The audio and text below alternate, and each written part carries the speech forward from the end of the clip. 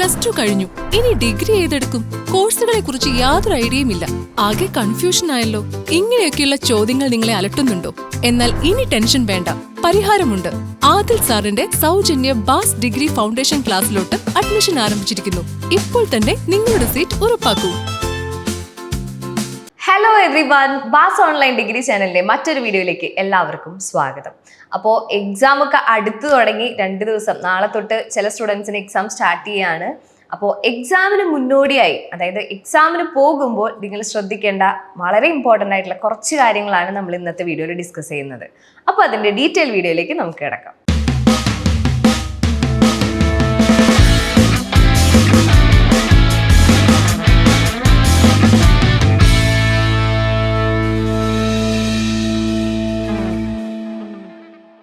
അപ്പോൾ എക്സാമിന് എല്ലാവരും പ്രിപ്പയർ ചെയ്തുകൊണ്ടിരിക്കുകയാണ്. അപ്പം അതിന് പുറമെ ഡിഗ്രി ഏതെടുക്കും എന്ന് കൺഫ്യൂഷനായി നടക്കുന്ന ഒരുപാട് സ്റ്റുഡൻസ് ഉണ്ട്. അപ്പോൾ അവർക്ക് വേണ്ടിയിട്ടാണ് ഞാൻ പറയുന്നത്, ആദിൽ സാറിൻ്റെ free foundation class on going ആണ്.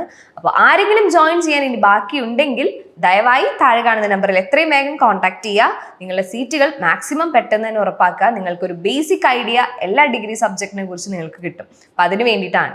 നമ്മൾ നേരത്തെ പറഞ്ഞു, എക്സാമിനുള്ള പ്രിപ്പറേഷൻ കഴിഞ്ഞ് നമ്മൾ എക്സാം സെന്ററിലോട്ട് നാളെ തൊട്ട് പോയി തുടങ്ങാണ്.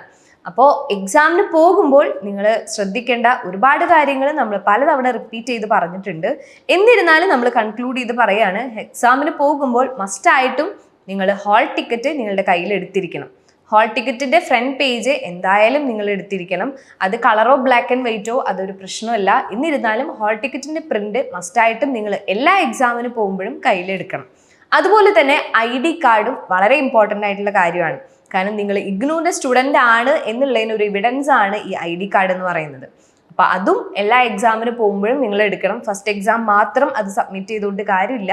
നിങ്ങൾ എല്ലാ എക്സാമിന് പോകുമ്പോഴും നിങ്ങളുടെ ID കാർഡും അതുപോലെ ഹാൾ ടിക്കറ്റും മസ്റ്റായിട്ടും നിങ്ങൾ കീപ്പ് ചെയ്യണം. എക്സാമിന് ഇറങ്ങുന്ന സമയത്ത് ബാഗൊക്കെ ഒന്ന് ചെക്ക് ചെയ്യുക, എടുത്തിട്ടില്ലേ എന്ന് നോക്കുക. ഉറപ്പ് വരുത്തിയിട്ട് മാത്രം നിങ്ങൾ ഇറങ്ങിയാൽ മതി.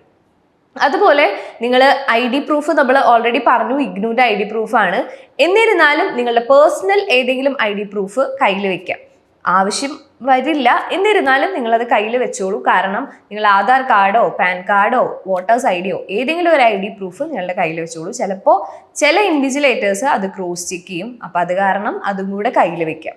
കാരണം നിങ്ങളുടെ ID കാർഡ് നിങ്ങൾ തന്നെയാണോ എന്നുള്ളൊരു കൺഫർമേഷൻ അപൂർവം ചില എക്സാം സെൻറ്ററിൽ അത് ചെക്ക് ചെയ്യാറുണ്ട്. അപ്പം അത് കാരണം അതും കൂടെ കയ്യിൽ വെക്കാം. പിന്നെ അത്യാവശ്യമുള്ള എക്സാമിന് എഴുതാൻ പോകുന്ന പെന്ന് നമുക്കറിയാം. ഇപ്പം ഞാൻ പറഞ്ഞു തരേണ്ട കാര്യമില്ല. ഒരു 2 or 3 പെൻസ് ഒക്കെ കയ്യിൽ വെക്കുക. Black or blue ink use ചെയ്യുക. കണ്ടിന്യൂസ് ഒരു ഇങ്ക് തന്നെ യൂസ് ചെയ്യാൻ നോക്കുക. ഇങ്ക് പെൻ അല്ലെങ്കിൽ ജെൽ പെൻ ഒന്നും അലൗഡഡ് അല്ല. അപ്പം അത് നിങ്ങൾ ശ്രദ്ധിക്കുക. അപ്പോൾ ബോൾ പെൻസ് തന്നെ എല്ലാവരും യൂസ് ചെയ്യുക. അതുപോലെ പെൻസില്, സ്കെയിൽസ്, അങ്ങനെ എന്തൊക്കെയാണ് ആവശ്യം നിങ്ങൾക്ക് വരുന്നത് അതൊക്കെ മസ്റ്റായിട്ടും നിങ്ങൾ കീപ്പ് ചെയ്യുക. അതുപോലെ ഇലക്ട്രോണിക് ഗാഡ്ജറ്റുകൾ ഒന്നും എക്സാം ഹാളിൽ അലൗഡ് അല്ല. അതായത് മൊബൈൽ ഫോൺ, സ്മാർട്ട് വാച്ച് മുതലായ ഒന്നും എക്സാം സെൻറ്ററിൽ അലൗഡ് അല്ല. അപ്പോൾ അതൊക്കെ നിങ്ങൾ ബാഗിൽ അല്ലെങ്കിൽ നിങ്ങൾക്ക് ലോക്ക് റൂം എന്തെങ്കിലും ഉണ്ടായിരിക്കും. ഓരോ എക്സാം സെൻറ്ററിൽ ലോക്ക് റൂം ഒക്കെ ഉണ്ടായിരിക്കും. അപ്പോൾ അവിടെ പോയിട്ട് അത് കൃത്യമായിട്ട് നിങ്ങളുടെ റിസ്കിൽ തന്നെ സൂക്ഷിച്ച് വെക്കുക. അതുപോലെ എക്സാമിന് പോകുന്നതിനേക്കാൾ മുൻപ് നിങ്ങളുടെ എക്സാം സെൻറ്റർ എവിടെയാണ്, അതുപോലെ എക്സാം ഏതൊക്കെ ദിവസങ്ങളിലാണ്, എക്സാം ഡേറ്റും ടൈമും ഏത് സബ്ജക്റ്റ് ആണെന്നുള്ള ഒരു കൺഫർമേഷൻ നിങ്ങൾക്ക് തന്നെ ഉണ്ടായിരിക്കണം. അപ്പം അത് നിങ്ങളുടെ മൈൻഡിൽ ഉണ്ടാവണം. എന്നിട്ട് വേണം നിങ്ങൾ എക്സാം സെൻറ്ററിൽ പോകുന്നതിന് വേണ്ടിയിട്ട്. എക്സാം സെൻറ്ററിൽ മിനിമം ഒരു ½ an hour മുൻപെങ്കിലും എത്താം. കാരണം നമുക്കറിയാം, എക്സാം സെൻറ്ററിൽ എത്തിക്കഴിഞ്ഞാൽ അവിടെ സീറ്റ് കണ്ടുപിടിക്കുന്നത് കുറച്ച് ബുദ്ധിമുട്ടായിരിക്കും. നോട്ടീസ് ബോർഡ് ചെക്ക് ചെയ്യണം, നമ്മുടെ റോൾ നമ്പർ ചെക്ക് ചെയ്യണം, എന്നിട്ട് എവിടെയാണ് നമ്മളുടെ സീറ്റ് എവിടെയാണ് എന്നുള്ളതൊക്കെ ഒരു കൺഫേം ചെയ്യണം. അപ്പം അതിന് വേണ്ടിയിട്ട് മിനിമം ഞാൻ പറയുകയാണെങ്കിൽ ഒരു 1 hour മുൻപെങ്കിലും നിങ്ങൾ എത്തണം. എന്നിട്ടൊന്ന് സമാധാനമായിട്ട് എല്ലാം ചെക്ക് ചെയ്ത് സീറ്റിൽ പോയി ഇരിക്കുമ്പോൾ നിങ്ങൾക്കൊന്ന് ഓക്കെ ആവും. അല്ലാതെ ഹറിബറി ആയിട്ട് എല്ലാം പെട്ടെന്ന് ചെയ്ത് ഒരുപാട് മിസ്റ്റേക്കുകൾ വരാനും സാധ്യതയുണ്ട്. ഫസ്റ്റ് ദിവസം മസ്റ്റായിട്ടും കുറച്ച് നേരത്തെ പോകണം. കാരണം നിങ്ങൾ ആദ്യമായിട്ട് പോകുന്ന കോളേജുകളായിരിക്കാം, ആദ്യമായിട്ട് കാണുന്ന എക്സാം സെൻറ്ററും കാര്യങ്ങളൊക്കെ ആയിരിക്കാം. അപ്പം അതുകൊണ്ട് നിങ്ങൾക്ക് യാതൊരു ഐഡിയ ഉണ്ടായിരിക്കില്ല. പല കോളേജിലും പല ബ്ലോക്കുകളും കാര്യങ്ങളൊക്കെ ഉണ്ടായിരിക്കാം. നിങ്ങളെ ടെൻഷൻ എടുപ്പിക്കാൻ വേണ്ടി പറയുന്നതല്ല. നിങ്ങൾ കുറച്ച് ടൈം നേരത്തെ കൂട്ടി എത്തുകയാണെങ്കിൽ നമുക്ക് കുറച്ചും കൂടെ റിലാക്സ് ചെയ്ത് എക്സാം എഴുതാൻ പറ്റും. അതുപോലെ ഇത്തവണത്തെ ഹാൾ ടിക്കറ്റിൽ എല്ലാവരുടെയും ഫോട്ടോസ് ഓൾറെഡി ഇൻക്ലൂഡഡ് ആണ്. ഇനി ആരുടെയെങ്കിലും ഫോട്ടോ ഇല്ലെങ്കിൽ അവിടെ മസ്റ്റായിട്ടും നിങ്ങളുടെ റീസെൻ്റ്ലി ഉള്ള ഒരു പാസ്പോർട്ട് സൈസ് ഫോട്ടോ അറ്റാച്ച് ചെയ്യുക. ബാക്കി ഇൻവിജിലേറ്റേഴ്സിന്റെ സൈനും ഒക്കെ ഇൻവിജിലേറ്റേഴ്സ് റൂൾ പറയുന്നതിനനുസരിച്ച് നിങ്ങൾ ഫില്ല് ചെയ്യുക, സൈൻ ചെയ്ത് കൊടുക്കുക. അറ്റൻഡൻസ് ഷീറ്റ് മസ്റ്റായിട്ടും ഫില്ല് ചെയ്യാം. അപ്പൊ അതൊക്കെ നിങ്ങൾക്ക് അവിടെ റൂൾസ് ആൻഡ് റെഗുലേഷൻസ് പറഞ്ഞു തരാൻ ടീച്ചേഴ്സ് ഉണ്ടായിരിക്കും. അപ്പൊ അവർ പറയുന്നതിനനുസരിച്ച് കൃത്യമായിട്ട് ചെയ്യാം. എല്ലാം ചെയ്യുമ്പോഴും, സൈൻ ചെയ്യുമ്പോഴും, എന്ത് ചെയ്യുമ്പോഴും വളരെ ശ്രദ്ധാപൂർവം ചെയ്യാം. കാരണം ആൻസർ ഷീറ്റ് ഫില്ല് ചെയ്യുമ്പോൾ, ഫ്രണ്ട് ഷീറ്റ് ഒക്കെ ഫില്ല് ചെയ്യുമ്പോൾ നന്നായിട്ട് ശ്രദ്ധിച്ച് മിസ്റ്റേക്കുകൾ വരുത്താത്ത രീതിയിൽ ശ്രദ്ധിച്ച് ചെയ്യാൻ നോക്കുക. അതുപോലെ ഫസ്റ്റ് എക്സാമിന് പോകുമ്പോൾ നിങ്ങൾക്ക് എക്സാം എഴുതാനുള്ള ഒരു സീറ്റ് ഉണ്ടായിരിക്കും. ഇപ്പം ഏതെങ്കിലും ഒരു ഹാളിൽ സീറ്റ് ഉണ്ടായിരിക്കും. അവിടെ തന്നെയാണ് നിങ്ങൾക്ക് 8 എക്സാമും, അല്ലാതെ നിങ്ങൾ രജിസ്റ്റർ ചെയ്ത എല്ലാ സബ്ജക്റ്റിന്റെ എക്സാം ആ സീറ്റിൽ തന്നെ ആവും നിങ്ങൾ ഉറപ്പിക്കരുത്. എക്സാം സെന്റർ സെയിം ആണെങ്കിലും ഡിഫറെൻറ്റ് സീറ്റ് ആയിരിക്കും. നമുക്കറിയാം എല്ലാ എക്സാമുകളും പല പല സീറ്റുകളിലായിരിക്കും നിങ്ങൾക്ക് എക്സാം എഴുതേണ്ടി വരിക. അപ്പോൾ ഓരോ ദിവസവും നിങ്ങളുടെ സീറ്റ് എവിടെയാണെന്ന് അവിടുത്തെ നോട്ടീസ് ബോർഡ് നോക്കിയിട്ട് കൺഫേം ചെയ്തിട്ട് വേണം എക്സാം എഴുതാൻ, സീറ്റിലോട്ട് പോകാൻ നിങ്ങൾ ശ്രമിക്കാം. ഓക്കെ, അപ്പോൾ അത് ആരും മറന്നു പോരുത്. ഓൾമോസ്റ്റ് നിങ്ങൾക്ക് അറിയുന്ന കാര്യങ്ങളാണ്.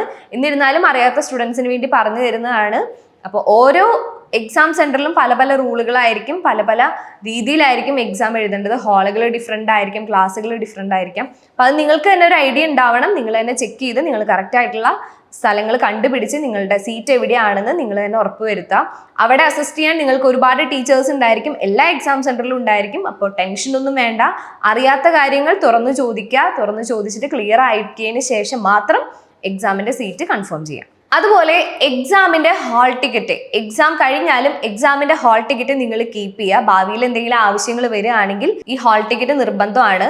അതുപോലെ എക്സാം കഴിഞ്ഞ് വരുമ്പോഴും നിങ്ങളുടെ ഹാൾ ടിക്കറ്റും നിങ്ങളുടെ ID കാർഡും നിങ്ങളുടെ കയ്യിൽ എടുത്തിട്ടില്ലേ എന്നും കൂടെ നിങ്ങൾ ഉറപ്പുവരുത്താം. അപ്പോൾ സൈനും കാര്യങ്ങളൊക്കെ ഇടേണ്ട സ്ഥലത്ത് ഡെയിലി എക്സാമിന് പോകുമ്പോൾ ഇടാൻ അത് മറന്നു പോകരുത്. ഇൻവിജിലേറ്റേഴ്സ് സൈൻ ചെയ്തിട്ടില്ലേ എന്ന് ചെക്ക് ചെയ്യണം. അതുപോലെ റിട്ടേൺ വരുമ്പോൾ ID കാർഡും ഹാൾ ടിക്കറ്റും നിങ്ങൾ തിരിച്ച് നിങ്ങളുടെ കയ്യിൽ തന്നെ കീപ്പ് ചെയ്യാൻ ശ്രമിക്കണം. അപ്പം ഇത്തരം കാര്യങ്ങളാണ് ബേസിക് ആയിട്ട് നിങ്ങൾ ശ്രദ്ധിക്കേണ്ടത്. സബ്ജക്ട് കോഡുകളോ എക്സാമിൻ്റെ ഡേറ്റോ ടൈമോ ഒരു കാരണവശാലും തെറ്റിപ്പോകരുത്. കറക്റ്റായിട്ട് ക്രോസ് ചെക്ക് ചെയ്തതിന് ശേഷം മാത്രം എക്സാമിന് പോവാം. ഇത്തരം കാര്യങ്ങളൊക്കെ ശ്രദ്ധിച്ചു കഴിഞ്ഞാൽ വളരെ റിലാക്സ് ആയിട്ട് നിങ്ങൾക്ക് എക്സാം എഴുതാൻ പറ്റും. എല്ലാവരും പഠിച്ചു കഴിഞ്ഞിട്ടുണ്ടാവും എന്ന് അറിയാം. ഇനിയും ടെൻഷൻ അടിക്കുന്ന സ്റ്റുഡൻസ് ഒട്ടും ടെൻഷൻ ആവണ്ട. എക്സാം നമ്മൾ വിചാരിക്കുന്ന പോലെ വളരെ ബുദ്ധിമുട്ടുള്ള കാര്യമൊന്നുമല്ല. നിങ്ങൾക്ക് ഫസ്റ്റ് എക്സാം കഴിയുമ്പോൾ ഏകദേശം ഒരു ഐഡിയ കിട്ടും. അതുപോലെ തന്നെയാണ് ബാക്കി എക്സാമുകളും. അപ്പോൾ റിലാക്സ് ചെയ്ത് എൻജോയ് ചെയ്ത് എക്സാം എഴുതുക. നല്ല റിസൾട്ട് എല്ലാവരും മേടിക്കുക. ഇതുമായിട്ട് റിലേറ്റ് ചെയ്ത് എന്തെങ്കിലും ഡൗട്ട് ഉണ്ടെങ്കിൽ താഴെ കമൻറ്റ് ചെയ്യാം. മറ്റൊരു യൂസ്ഫുൾ വീഡിയോ ആയിട്ട് ഉടനെ തന്നെ വരുന്നതായിരിക്കും. Anyway, thank you.